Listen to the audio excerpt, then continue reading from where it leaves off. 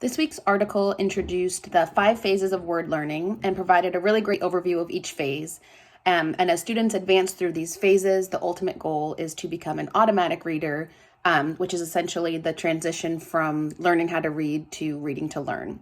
The authors also note that it's really helpful for teachers to understand these phases of word learning, especially for our struggling readers, because we can use the phases to sort of identify the skills that a student already has and then use the phase to build upon those skills to hopefully advance the students to the next phase.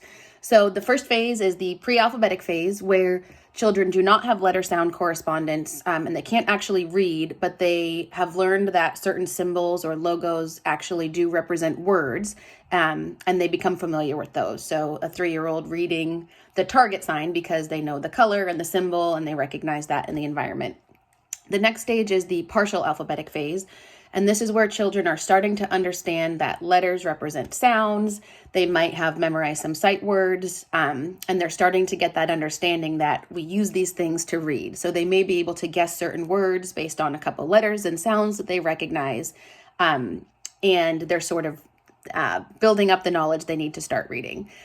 The next stage is the full alphabetic stage, where now students are able to start blending and decoding words. They know all of their letters, they know the matching sounds, they might have some sight words, and they're really able to put those skills to use and start blending and reading words, usually reading decodable books at this stage. Next is the consolidated alphabetic phase, where students are now learning more complex spelling patterns, and they're essentially able to read more challenging books. This kind of opens up their choices as they're learning more complicated spelling patterns.